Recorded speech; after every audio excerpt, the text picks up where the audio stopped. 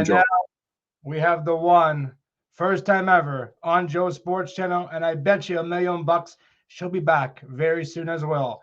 Courtney Presto. Good evening, Courtney and Titino.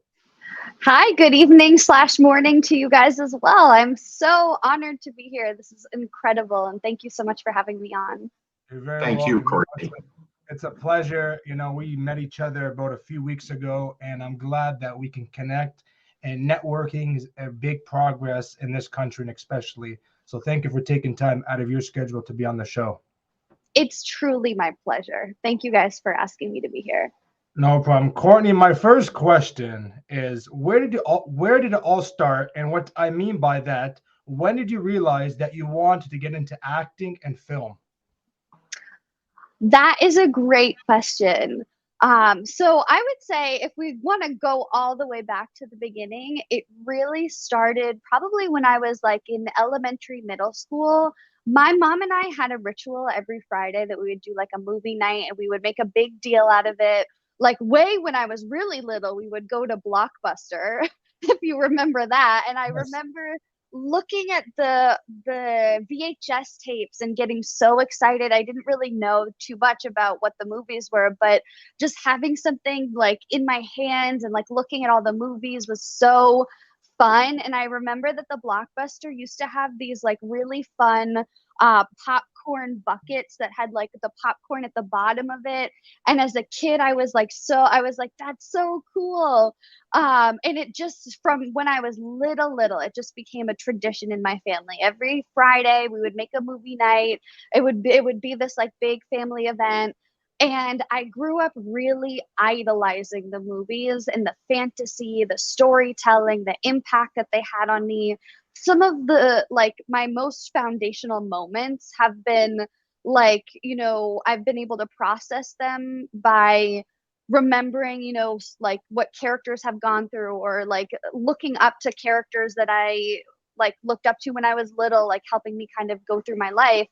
And I really couldn't see anything doing anything else. I was so passionate about it from so young that I felt like I had to do this. So I'm from Boston. I packed up my little suitcase. I moved to Los Angeles with a just nothing but a dream, and I ended up studying film. So I went to film school, and you know, I was really not prepared for how intense it was and how you're really not like you go into this environment. And again, I'm from a little small town like outside of Boston, grew up in a very humble beginnings and thrown into this like crazy fantasy land of Los Angeles.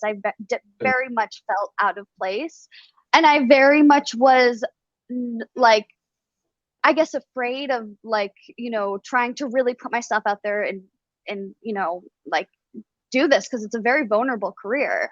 So in addition to studying film, I also went and I got an engineering degree because I knew I was never going to leave Los Angeles, but I was afraid I wasn't going to be able to support myself with my passions right away. So I graduated school. I got my first job at Disney, but it wasn't really what I wanted to do. It was like ad tech research. So it was, very like data driven analytics for marketing and stuff like that. But I still had this dream in the back of my head. So I was always filming stuff on the side.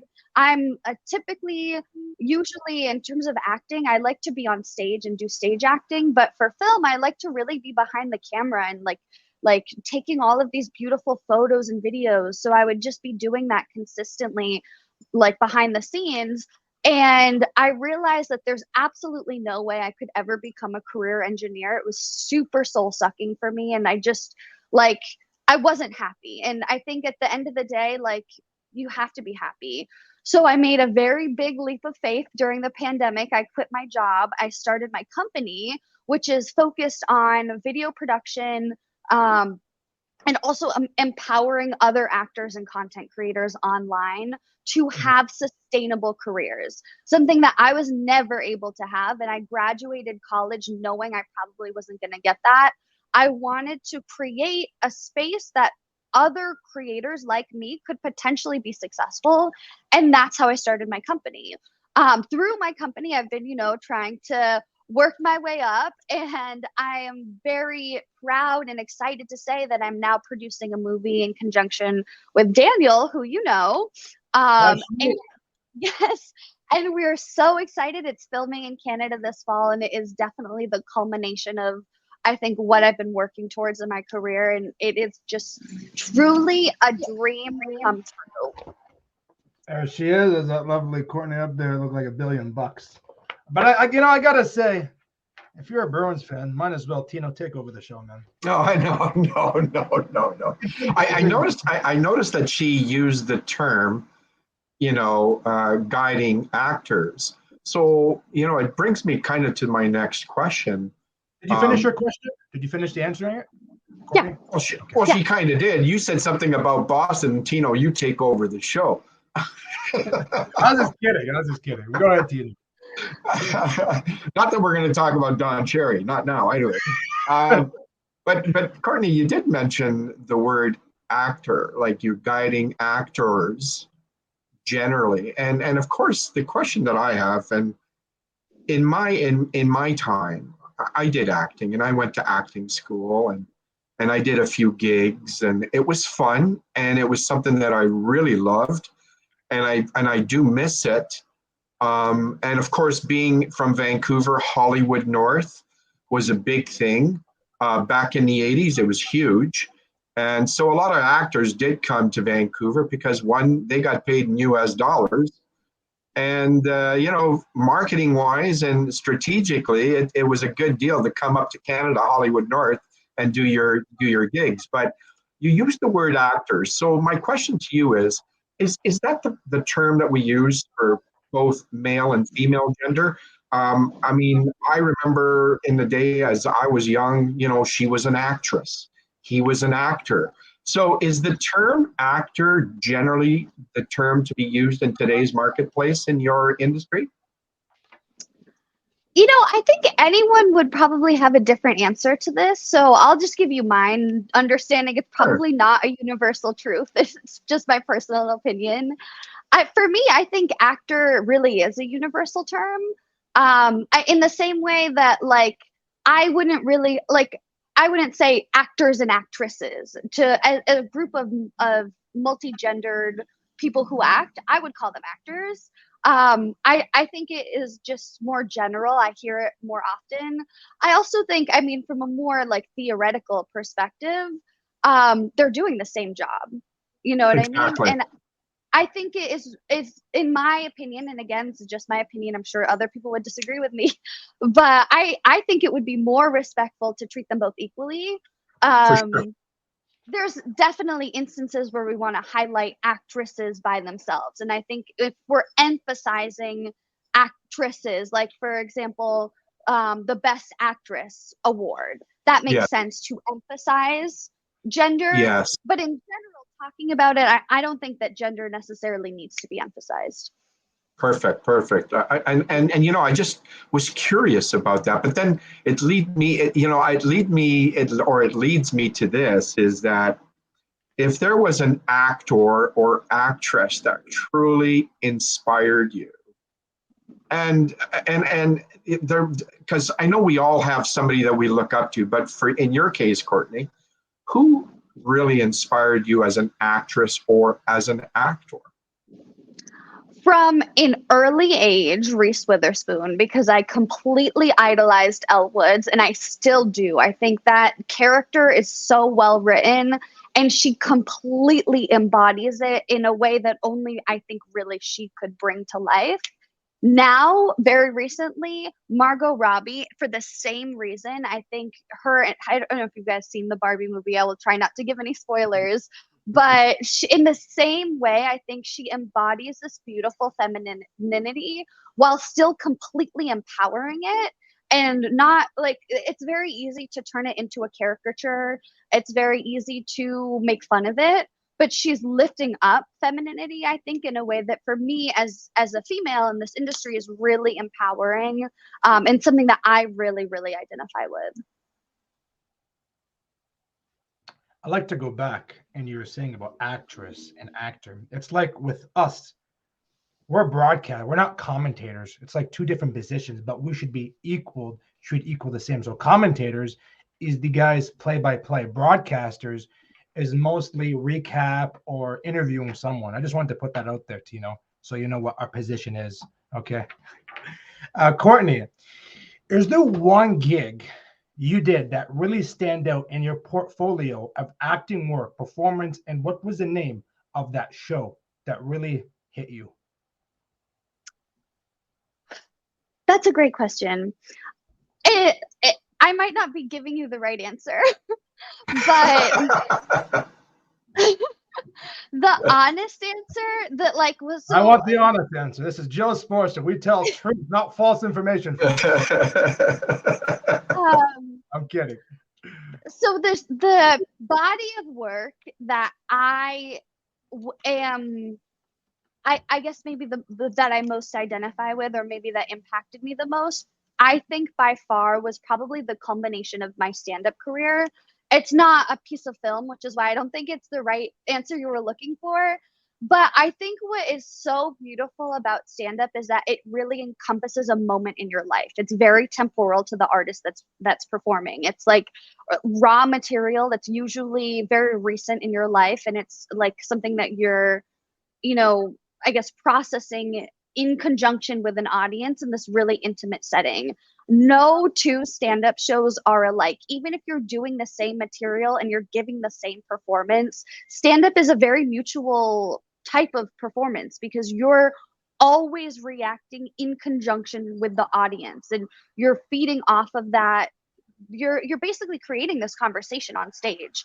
So I think for me, the most impactful show of my career, I think, or I guess body of work, acting body of work from my career was I had the opportunity, it was very humbling opportunity to perform at the Comedy Store, and I opened for comedian Bill Burr. It was like, I think the best show I've ever had because the audience was really trusting and it was a unique combination of just people in the room where I felt like I was able to really be vulnerable with the material I had. Like it was just the perfect storm. And it to me, I still carry that with me as being something that I fundamentally remember as being formative as an artist. Interesting, interesting. You learn Courtney, something every day. it's interesting how you present that because of course there's variations to every circumstance, and I totally understand where you're coming from. But in terms of of acting, is there any roles that you look for, and more importantly, are you particular with the role that you're going to play, or are there some limits which is realistic with many people? Are there limits to the roles that you're going to play and the expectations that you would believe that are going to be looked at? And for just for conversation, like, are you particular with those roles, and do you look for specific roles when you get these jobs coming to you? I think that is such an excellent question, honestly, because it is something that most actors really struggle with. There's like this dichotomy by like really wanting to say yes because you feel like you will reject maybe a potential opportunity, but then wanting to say no because maybe you don't feel comfortable about the role, or maybe it's not something that you want to portray yourself as, or maybe you don't feel like you have enough experience to do it very well. So I think that just by nature of you asking the question, it's a very intuitive question, and it's something that a lot of actors deal with. I am very fortunate that I actually, most of the time, am able to have true creative control over the roles that I get to choose. They're either roles that I've written and I get to now produce and I get to portray this character that I physically wrote. Like, so for example, I wrote a screenplay that is like a, I guess like artistic representation of my life. It's just like a comedy. I get the opportunity to really say what this character looks like, what this dialogue sounds like, and who this person is, and I get to portray that person. earlier though in my career, like, and now I think even so for most actors, that's not the case. They're very beholden to the opportunities that get presented to them. For example, my boyfriend, he is also an actor. He we have kind of this running joke because all he wants to do is be in a comedy, and he's consistently starring in these like gory horror movies, which is like the opposite of what he wants to do. And every single movie he's been in, it's been horror. And he's had a scene where he is either in a bathroom, coming out of a bathroom, going into a bathroom. It's like such a specific typecast, and it's so random, but you do one of those movies and then you get asked to do them again and again and again. And he's not in the same position where he can really kind of decide the things that he wants to do. So we've definitely talked at length about how difficult it is for actors to be able to discern those roles. For me, I am very particular. I won't say yes to anything that I don't really truly believe in. And that's true for everything that I do. That's true for the things I produce in my company. It's true for the work that I do in consulting work. It's true for all of my clients. I don't work in an environment that I don't feel like I can give 100% of my, you know, creativity or my expertise or whatever. I think you're doing a disservice to the production and the role if you say yes to something that you don't feel comfortable or good about doing. Exactly. Like, how can you put your heart into it and really portray that character to what you believe that character should be? If it's not something that's set in your heart, I totally get it. I totally get it. Absolutely. It's like going for a job interview. Okay, you're forced to work at something that you don't like. Okay, I hate construction. I worked in construction for a bit. I couldn't stand it. I couldn't stand getting up. You know, I was so depressed getting up. But this job, to come on here, you know, and talk to the great boony believers, is the best thing out there. You have to love your job to do it. You got to put your heart into it, you know. You can't just get up and say, I'm going to go to this. You're forcing yourself to go, you know, and it's not healthy, you know. Mental state's not healthy. So that's why whatever you do it from your heart and love your job no matter what. My final question for myself is, Courtney, if you could date anyone in the acting industry, now it could be either a woman or a man, who would it be specifically and why? Oh, that's such a good question. Yeah. Think about this for a moment. You got a moment to think. There's so many beautiful actors out there. So who, that specific one? But let's bear in mind, Courtney, we're not in any way trying to compromise your relationship with your boyfriend. I got your back. I got your back, buddy. I was gonna say respectful to your boyfriend, but you know what? Continue. That's who he is, Mr. Sicilian over there. I'm coming at this from a more strategic perspective. So thinking about like the actors that I know like reticently in my memory, like who would I really want to work with or pick their brain or would feel like I'd be able to spend a lot of time with, like I like their personality. I think my first, I guess my immediate answer is the lead actor in that show, The Bear. I don't know if you guys have seen it. Little plug, I'm not sponsored by them. I have no association to them, but it's a great show. It's on Hulu. It's, I think the second season just released. It's all about this guy who's cooking in this kitchen.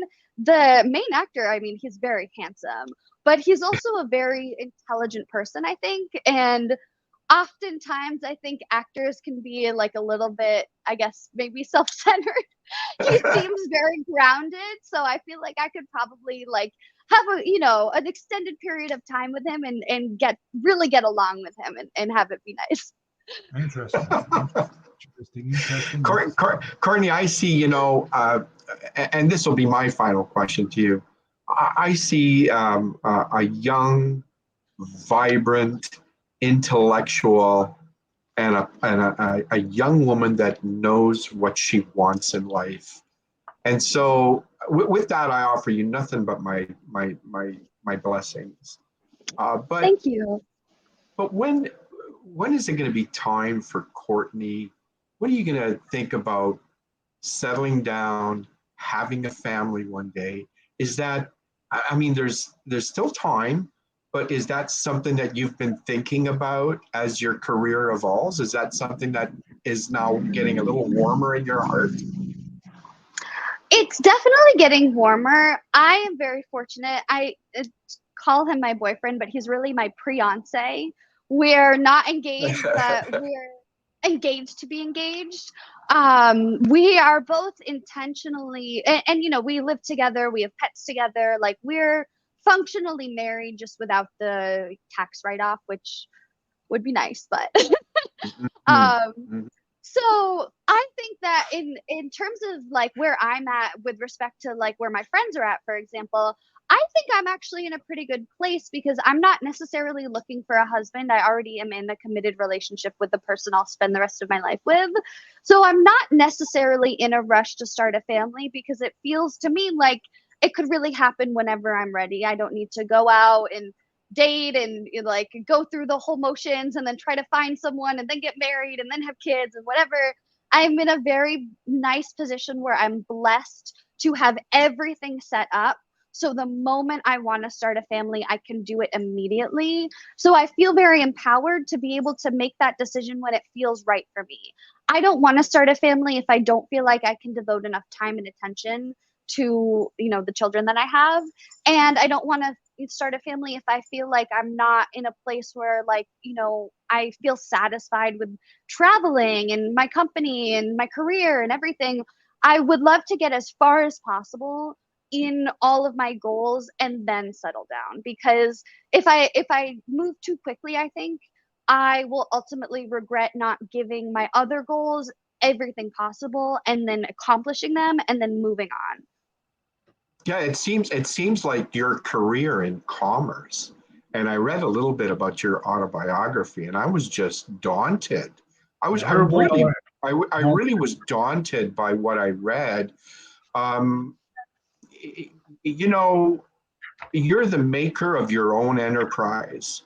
You are responsible for the decisions you make in life and the position you put yourself in to move forward in your future of tomorrow, bringing those better beginnings and new beginnings. So I just have to compliment you, that lady. I was really, really amazed at what you do and what you've accomplished. And it's not over a long period of time. It's over a short period of 2 or 3 years that I see that bubble, you breaking out of that bubble and being someone that you haven't even reached that goal yet, but you're certainly targeted, you're focused. And again, that's my blessings go out to people like yourself, because I'm kind of wired the same way. I don't need anybody to motivate me. I know how to motivate myself, and I push and I propel myself. Some people say to me, Tino, why is it that you work the, you should be retired? Well, I think that if I ever retired, if it's going to be a long time from now, because I got to keep my mind working. I need to be busy. I need to be around people. I need to focus on anything new that I could take hold of and make things happen and earn a good lifestyle. Not so much a living, because sometimes, you might have a great lifestyle, but it ain't bringing in any money. You've got to be happy. You got to be happy. And I certainly see you in that mold that you've created. Wow. That's all I can say is wow. Good for you, and keep on fighting, Courtney. Keep on fighting. Listen, Well, oh, go if ahead. I may just, I wanted to just say thank you so much. That's such high praise, and I really appreciate that. And it is, when you're kind of going through it, it's difficult to remind yourself of that. And hearing it from someone else is, very humbling. So thank you very much. I appreciate it. Thank you. Courtney, before we sign off, I just got to say, from a 2 to 3 point of view from your acting career, where you started, where you are now, I bet you in 3 or 4 years, you're going to be the stars of Hollywood. You're going to be like Mike the Miz up on the Hollywood sign and just going crazy. I bet you 2 to 3 years. You watch. And hey, like Tino says, don't forget about the little people. Come back to Joe's Sports Channel. I'm being serious. Keep motivating yourself. The only person that will motivate you is yourself. And if you believe in a higher power, God up there, Allah subhanahu wa ta'ala. Seriously. So Absolutely. we're very, very pleasured to have you on the show. And it's an honor. And I wish you nothing but the best in your career. And just keep grinding, girl. Keep fighting. Fight for those doors. Punch those doors. Get that fresh meat. Get those million people watching that movie. You know. Truly, the honor was mine, and I will absolutely give you guys all of the Hollywood exclusives when I have them. Thank you so much, Courtney, for coming on the show, and our viewers and listeners. I'm getting all kinds of emails and little messages and tidbits here saying what an absolute wonderful lady you are. Thank you, guys. I appreciate it. You know, Courtney, before I sign off, I do have one more thing, and I can be here for hours talking to you because you're an amazing individual yourself. I've interviewed multiple people over the years. Now, our show is based out of London, Ontario, Canada, in London. Okay, we are a broadcasting sports show, but today we put sports to the side to bring Courtney and to listen to this acting. So to the viewers out there that are confused, yes, sports we put to the side today because we brought this unbelievable individual on the show so people can go get to know her from London, from Vancouver, and especially from Canada. I met this girl about 3 weeks ago in Chatham. It felt like I was meeting Shania Twain all over again. Only she's got blonde hair now. Yes, I appreciate it, Courtney. Thank you, guys. I really appreciate it. No problem. Thank you, love. You have a great one, and I hope to see you again in the future podcast that we have. Me as well. I'll come back anytime. Thank you, Courtney sweetheart. Presto from Los Angeles. Wow. What an inspiring young lady. Hey? You know I'm what, telling man? you, Joe, I said this to you before we had the show. She is a bomb, man. This girl is absolutely like every screw and bolt in her body and spring is set for her to boom, just shoot out. Like when I met her in Chatham, bro, she came up to me. She shook her hand like this. Nice to meet you. Usually it was like, this girl has so much energy to meet these people. This girl's going to go. And I meant that from the bottom of my heart, 110%, not 100%, that this girl, give her 2 to 3 years. She'll be a Hollywood star. And all over again, she'll be like a Shania Twain. That's how big this girl will get, right? These little people need smart to lady. be more, you know, hardworking lady. Smart lady, Joe. Smart lady. She's a great lady. But other than that, you did well. Absolutely. I think come on, Joe. I wasn't expecting anything less. Yeah, it was good. It was good. For a person Thank you, Joe. Broadcasting and sports, I think you did pretty good today. Not too bad. You know, and the viewers. Thank you, Joe. Thank you for having me on. No problem, my friend. Thank you. I appreciate it. And to all the Booney believers, it's always a pleasure to have each and every one of you guys listening to this wonderful broadcast. We have a broadcast coming up and a wonderful network. Thank you, Melanie. The Scoop will be launching August 1st, 4 p.m. Eastern Time, and I'll give you guys more detail when that day comes up. But to the rest of the folks, thank you so much. God bless you. Have a wonderful weekend. Stay safe, stay warm, and stay hydrated. Take care. Likewise. Thank you, everybody. Thank you.